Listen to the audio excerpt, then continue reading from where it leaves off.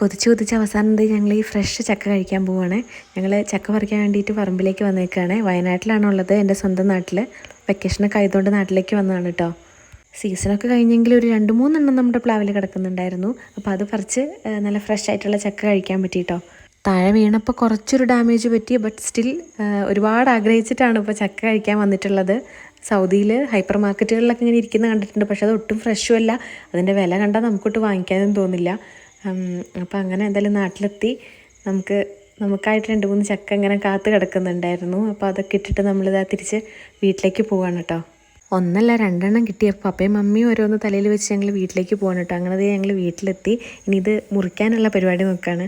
ഒരെണ്ണം പഴുത്തതും മറ്റത് പഴുക്കാത്തതും കിട്ടിയത്. അപ്പോൾ നമ്മൾ പഴുത്തത് മുറിക്കാൻ പോകാം കേട്ടോ.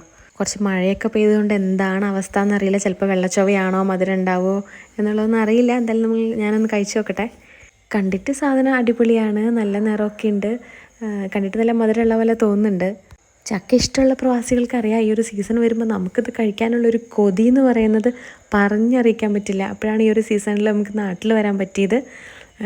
മാത്രമല്ല ഈ ജൂലൈ സമയത്തും ഇങ്ങനെ ചക്ക കിടക്കുന്നുണ്ടായിരുന്നു. പക്ഷെ നിങ്ങളത് കഴിച്ചു, അടിപൊളി ടേസ്റ്റ് ആയിരുന്നു കേട്ടോ. നാച്ചുറൽ, നല്ല മധുരം ഉണ്ടായിരുന്നു, നല്ല ഫ്രഷ്, അടിപൊളിയായിരുന്നു. കൂടാതെ ഇങ്ങനെ കാത്തിരുന്ന് കഴിച്ചതിൻ്റെ ഒരു സന്തോഷം അത് വേറെയും. ഇതുപോലെ ചക്ക എത്ര ഇഷ്ടമുള്ളവരുണ്ടെങ്കിൽ ഒന്ന് കമൻറ്റ് ചെയ്യണേ. വീഡിയോ ഇഷ്ടപ്പെട്ടെങ്കിൽ ഒന്ന് സബ്സ്ക്രൈബും കൂടെ ചെയ്യുക. Thank you.